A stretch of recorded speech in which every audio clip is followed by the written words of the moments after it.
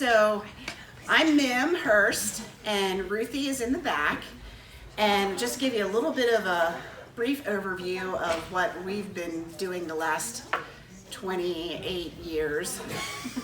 Yikes. So we're kind of like the short gray-haired twinsies that do women's ministry at our church.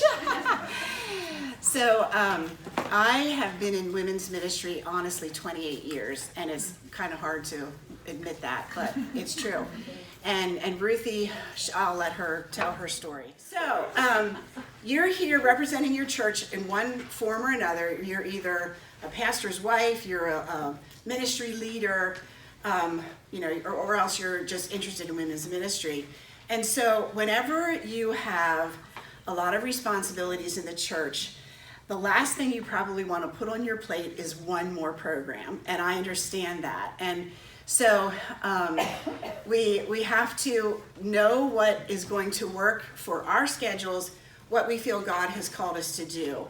But I really feel like with our church, adding women's ministry added a dimension to relationships in our church that we didn't have before.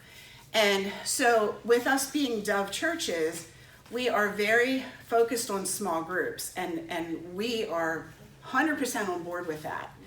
But we found, as your church gets larger, we found that small groups can kind of cause clickiness to happen, because after church, you just naturally want to go talk to people in your small group. And so we found that there was a period of time in our church where there were a lot of women that were just feeling disconnected. And they were feeling like, everybody else has their little group to go talk to. And, let's be honest, not every small group is like just meeting your needs. And sometimes you go through seasons in small groups where some are just wonderful and some are like, yeah, I'm there to minister, and then others are just, you just want to run to them after church and talk to them, right? So anyway, there were needs in the church that we felt that some women were just feeling disconnected and like they didn't fit in, or they weren't part of the clique or whatever. So that is some of the reason why we started women's ministry. But just to back up a little bit, women's ministry, okay, we're all women. We all know that some days we have trouble figuring out what we want and what we don't want, right?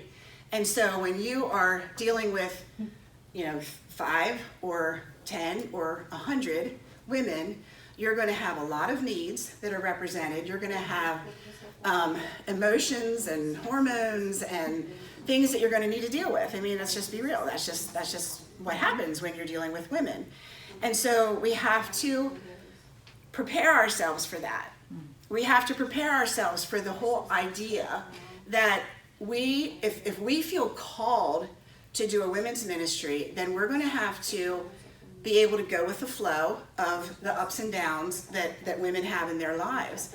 And we can't expect to start out women's ministry to meet the needs of every person, because the needs change sometimes hourly.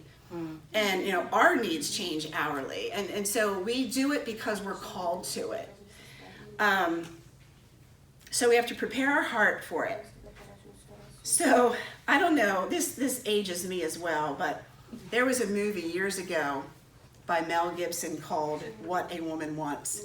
And I'm not necessarily recommending the movie, but I heard him interviewed after the movie, and the interviewer said, so, now that you did this movie, can you tell us what it is that women really want?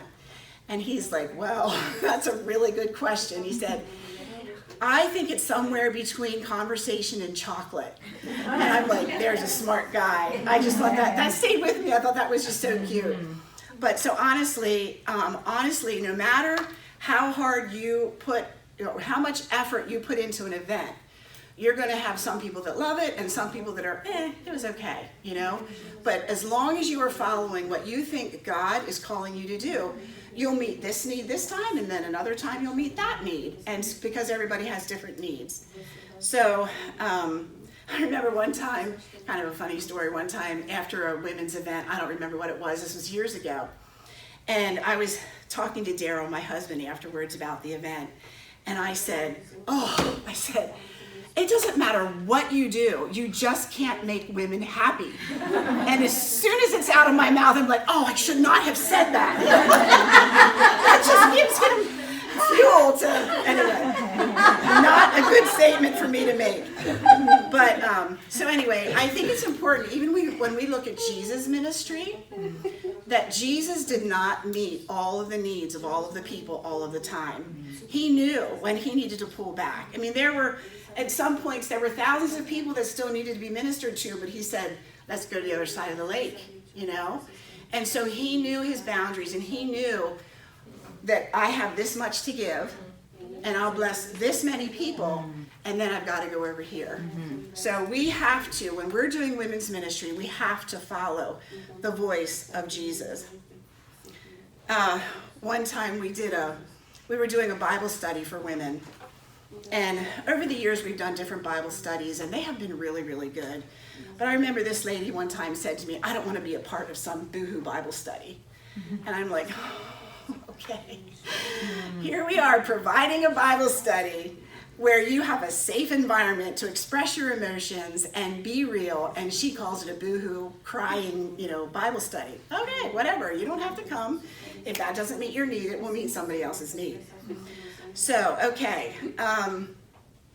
So we do not go into women's ministry because people are petitioning for it. You go in because God calls you to do it. Okay? Because if God calls you to it, then you will be able to have the perseverance to get through the highs and lows of ministry. Because we all know, no matter what kind of ministry we're in, there's going to be ups and downs. So God, if he calls you, he will equip you, and he'll give you the grace to get through it.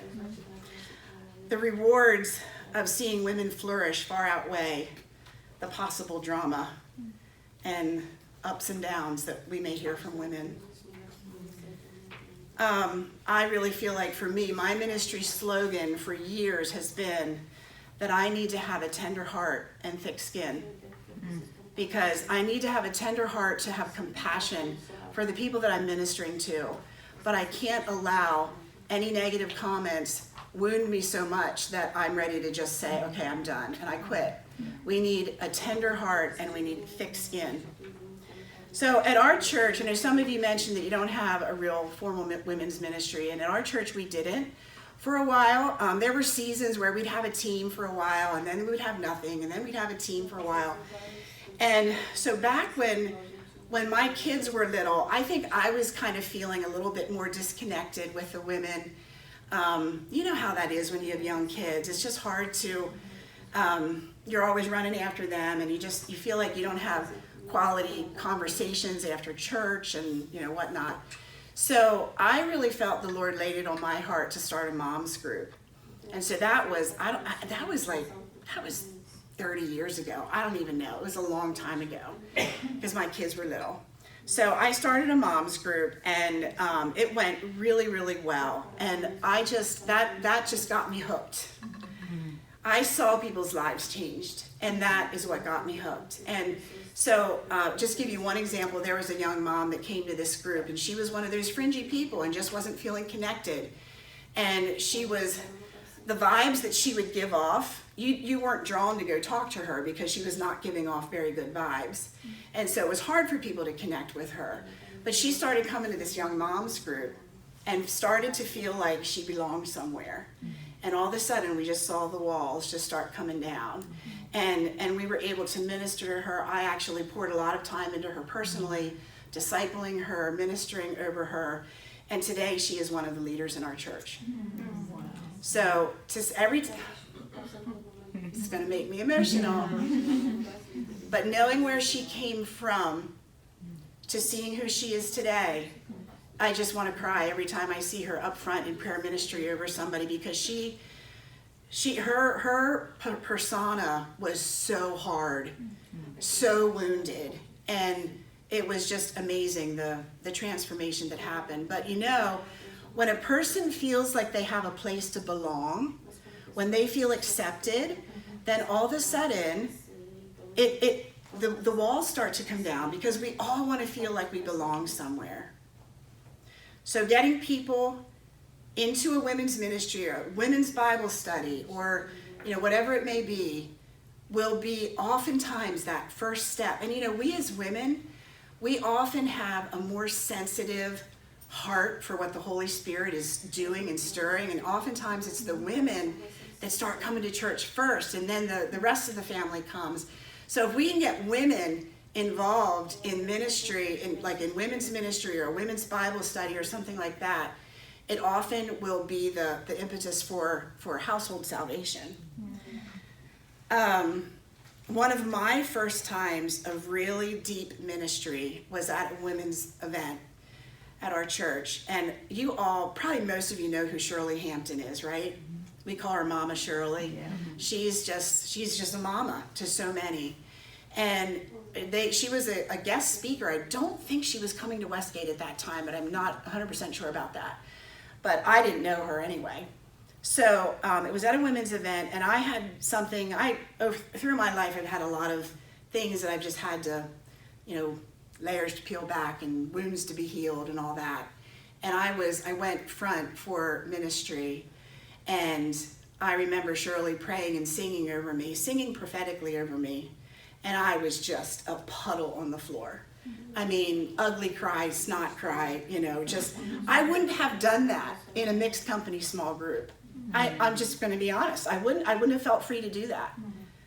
But I felt safe in an environment with women that probably would understand me better. And that was my very first really deep ministry. And that was just the springboard for, what God had for me. What else do I want to say? I want to make sure I give Ruthi time.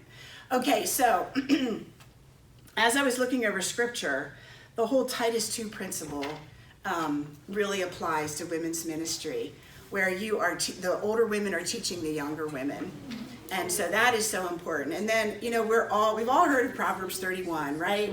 We all aspire to be that Proverbs 31 woman. And that's a scripture we use often. But there's a verse that really stood out to me that I can't say I ever really pondered on this verse before. Verse 8 in Proverbs 31 says, "Speak up for those who cannot speak for themselves, for the rights of all who are destitute. Speak up and judge fairly. Defend the rights of the poor and needy." And that just kind of spoke to me for women. There are so many women that feel like they don't have a voice, and that they're less than, that they don't matter. And if we can minister to that need in women, it's just such a valuable, wonderful thing.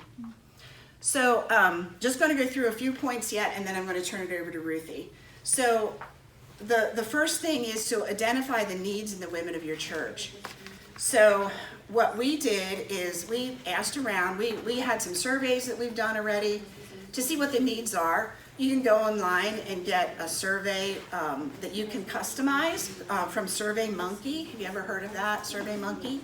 And they can answer the survey online. It's strictly anonymous, and find out what it is that they would like to see happen. And it's going to look different for each of you, because some of you are from house churches and some are from community churches. So it will be different. And if all they want to do is get together and have dinner a couple of times a year, you'd be amazed at the relationships that are built just getting together, having dinner. So you don't have to, what I really want to guard, I want you to guard your heart against, is doing what's popular and doing what you see another churches doing. And don't want to stand up here and act like we've got it all figured out, that, you got to follow our model. Do what God is calling you to do, what God is laying on your heart, what the needs are of your particular church, and go with that. Don't fall into comparison, because that is going to trip you up big time. So you identify the needs of the women in your church. You ask, what is God calling you to do with women's ministry? What has God laid on your heart? What do you have time for? If you feel like God's stirring something in your heart to start women's ministry, you have to be really practical. Like, what do I have time for? Can I do a retreat? And that might look overwhelming to do a retreat, but start out with something small. Like, I know Vanya does like women's teas, or little, like a couple hours on a Saturday morning or whatever. If that's what you can do it well. and pray over it and invite women and just do it well. So then another really important thing, I think I'm going to close with this. So we are a small group based church. And as a network, we're small group based churches. That's our DNA. And we have to be very careful that we don't pull away from small groups. So I think it's very important, and I want to stress this, that especially if you're in a community church, make sure that you are in communication with your lead pastor, your leadership team. Tell them the plans that you would like to do for the year, and make sure that that's not pulling people away or it's like competition for other things that are going on in the church. And there's a proper line of authority. And sometimes women's ministry can kind of feel like you're just out there doing your own thing, and you don't, really think that you have to be communicating with the rest of the leaders, but it's very important that you do. And there's different studies that have been done say that you can get people to come out. This is for American churches. Now, the rest of the world may be different. But for American churches, you can get people to come out to church twice a week on average, okay? So one would be Sunday morning and one would be small group. So you want to be really careful that you're not planning too much, that women will choose the event over their small group, okay? Because we really, really, really believe in small groups. So, but like Ruthi leads a women's small group, and maybe she's going to be sharing about that later, and it's been so good. All right, make sure that you have a budget for it. And if your church doesn't have a budget, like we started out, we just did a lot of fundraisers. We sold car wash tickets and had bake sales and fundraiser meals, and just adds more work to do, yippee. But that's how we started. And then eventually our church was able to establish a budget that we could follow. They give us an allotment of money for the year, and we have to stay within that budget. So, but anyway, just as I close, I just reiterate, seeing women's lives changed makes it all worthwhile. All the work that you put into it, and I'm not gonna lie, it's work to do a retreat or to plan an event, but to see somebody all of a sudden have a special place in their heart for Jesus that they didn't have before they came makes it all worthwhile. So, thanks. And at the very end, we're gonna open up for Q&A. So if you have questions, just jot them down and we can talk later. Miss Ruthi. Mrs. Ruthi. Mrs. Ruthi. I am married. A wonderful husband named Dave. So, raise your hand real briefly. I didn't catch all of what your introductions were, but raise your hand if you already have a women's ministry started in your church. No? Couple. Okay. Raise your hand if you have ever had a retreat in your church. A women's retreat. Okay, awesome. Well, I'm going to start with the orange paper. And just a little brief synopsis about me and how I got into women's ministry. I led the women's ministry team for 5 years, 6 years. I don't remember. You kind of lose track after a while. And I also now lead a women's small group, but my desire to want to develop women started way back in my 20s when God found me in a little business called Mary Kay Cosmetics. Now, if you're not from America, well, it is another country, so maybe you know about Mary Kay. But it is literally all about women. And something happens when people in front of you, when you're one-on-one with somebody and you wash all of the makeup off their face, it brings down all of the barriers. Something changes. And I got addicted to wanting to watch people change. And that's originally how God led me into wanting to be involved with women's ministry, because I saw what would happen when a woman had found value in herself, when a woman was encouraged, when a woman was felt loved again, that kind of thing.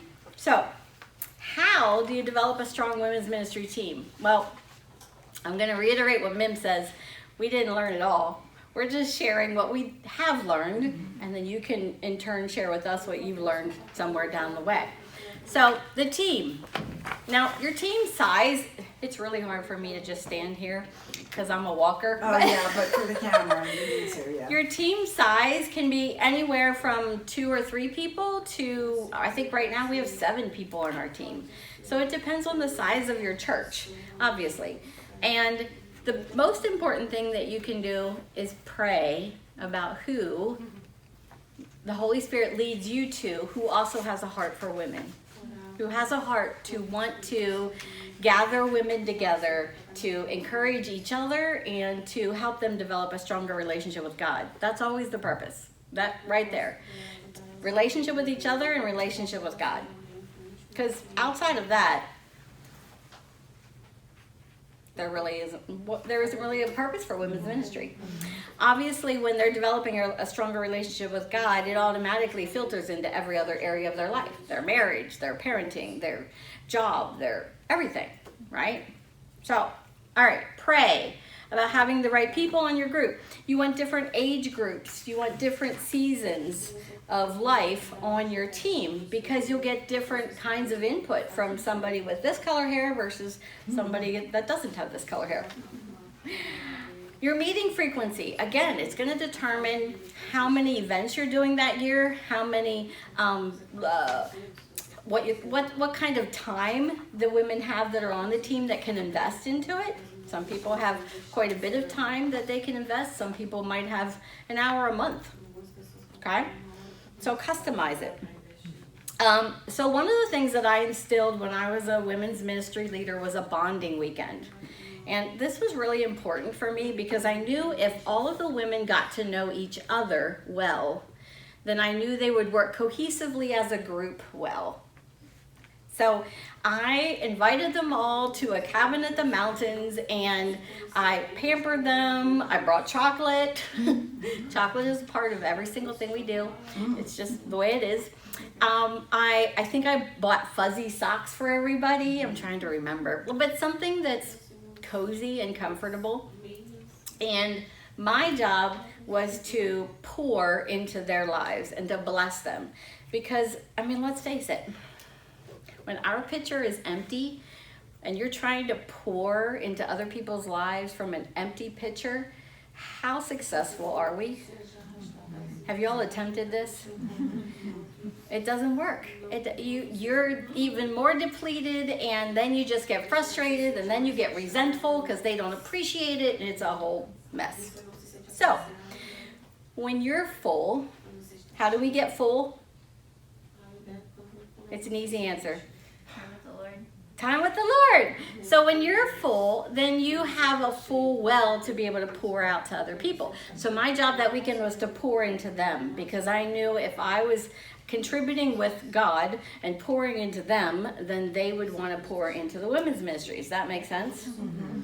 The other cool thing that the bonding weekend does, other than ties you together, is it also gives you an opportunity, a very concentrated period of time to go over a lot of details when you're planning large events or when you're planning out your year.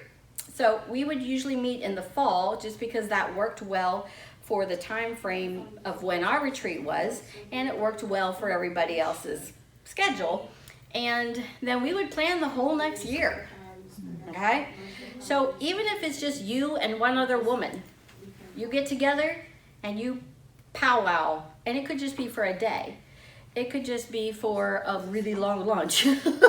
But it's amazing what can happen when 2 or 3 are gathered together versus when you're just trying to do all the work yourself. Yeah. And you want to be able to bounce ideas off of somebody else or several other people. You don't want to be, this isn't something you want to do solo. And it might be that you start out just you and the Holy Spirit bouncing ideas off of each other if it's just a home group and you just want some ideas for the few ladies that are around you. But that bonding weekend really changed how we interacted with each other. Does that make sense? Mm-hmm. Okay. Pleasing everyone. She already touched on it, so I don't know that I need to. But The funniest part to us always is the food. Any event that you plan, food is usually the thing that most people love and hate, or love to hate, or something. But the one person will absolutely love the yogurt parfaits, and the other person will absolutely hate the yogurt parfaits. So just go in it with grace and say, we're going to please half the people half the time, and the other half will please the next time. And that works most of the time. Showcase them. So when you get to know the skill sets of the women on your team, or even just the women in your small group or your home group, church group, what is it called? House church? House church. I'm still learning that term.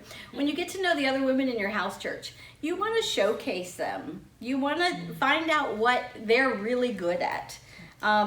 It could be, I don't know, painting. And they could teach a painting class.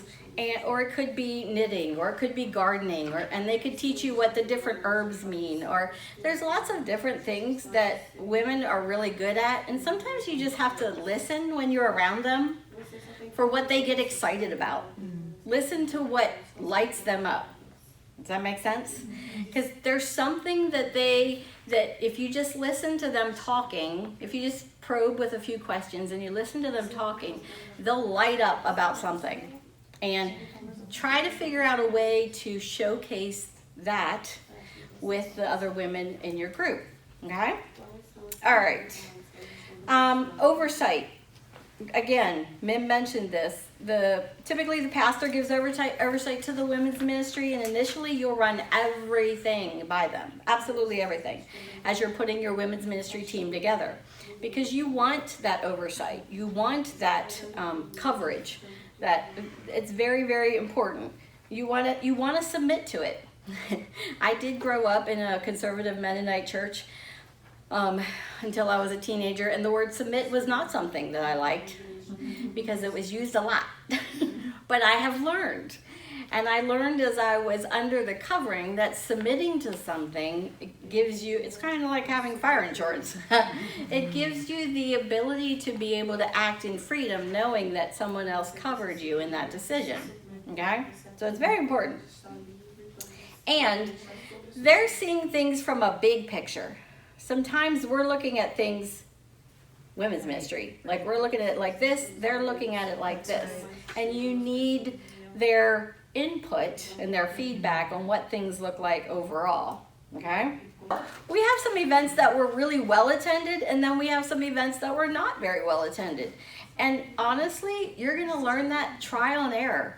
One of our most popular is a soup and bread cook-off. It started out as a soup cook-off, and then we realized we needed bread. And then we realized some people don't like making soup, and some people love making bread. And I'm always a fan of anyone who loves making bread.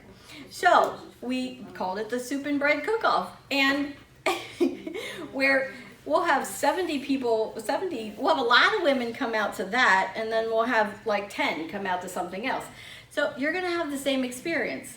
It may be that your crew doesn't like to make soup or eat soup, but you never know unless you try, right? So, and again, accessory swap, a book swap.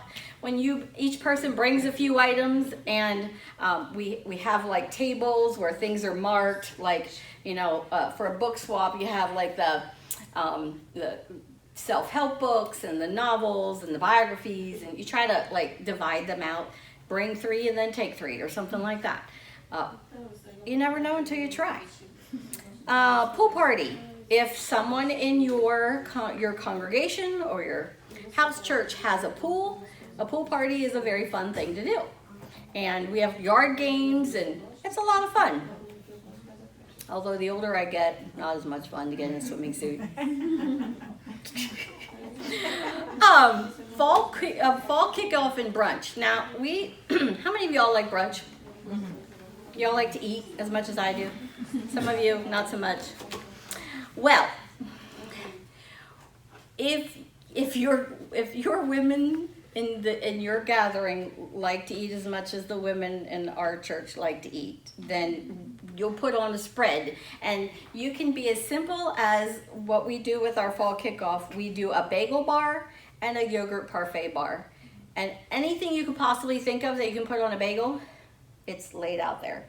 Anything you can possibly think of that you can mix with yogurt, it's laid out there. And we get really carried away with every single kind of fresh fruit and berry and every single kind of, I mean, all the way down to smoked salmon and capers for the bagels.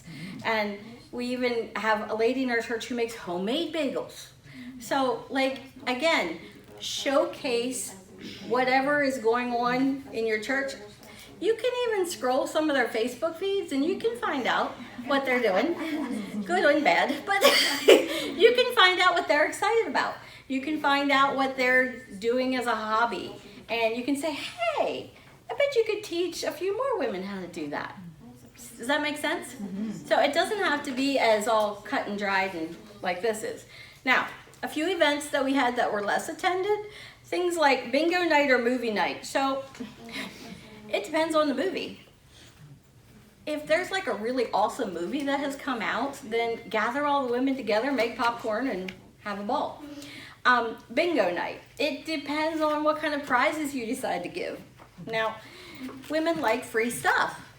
If it's free, if it's free, it's for me. Is what used to be one of my slogans. So, like door prizes and different. It could even be all different kinds of potted plants in the spring or something fun like that. If you have a fun theme around it, then you could really make it very festive. But if you don't feel like giving things away, then don't have a bingo. Okay. Nodding comforters. All right. I will be the first to admit that I was one of the women who judged this process. I thought nodding comforters was for old women. I know, I kind of look like one. But then one time I decided to stop judging the whole event and go and sit down around a table and knot comforters, because we do this periodically, and then we give them to homeless people. Give them to I forget her name. And they go down to Philadelphia, Joetta Kiefer. And there's something that happens around a table, around working with your hands and doing something kind of mindless, but you can get into some of the most amazing conversations, because when your hands are busy, it's almost like you feel freer to open up and talk because you still feel productive. Because let's face it, a lot of us try really hard to be Marys, but there's a Martha in us that wants to be productive, right?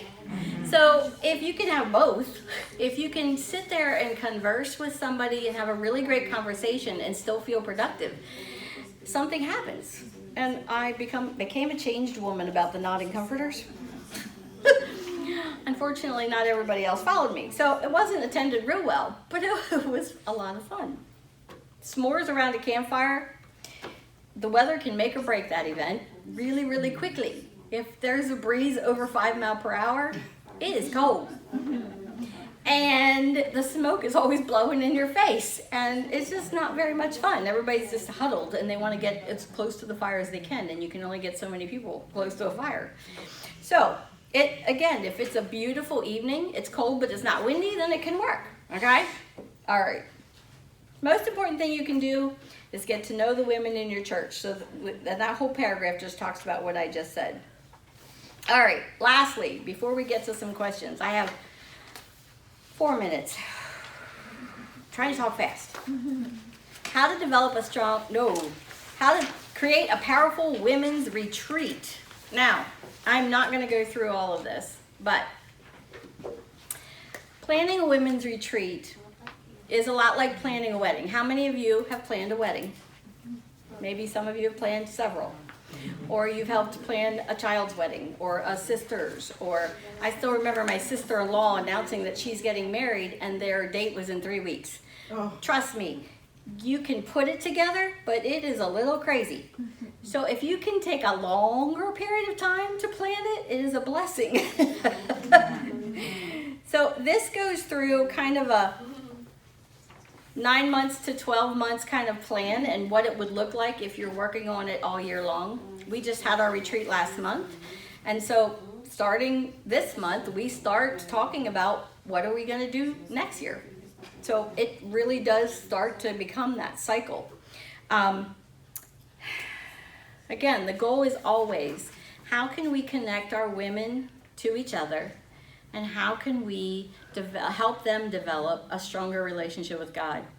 I would say, and I have here the most important tip, most important tip, if I can leave you with anything, it is always, always, always, always, always, always, always have firsthand knowledge or firsthand experience of what the speaker is like, of what church the speaker is coming from. If you can select a speaker within the Dove Network, that's ideal.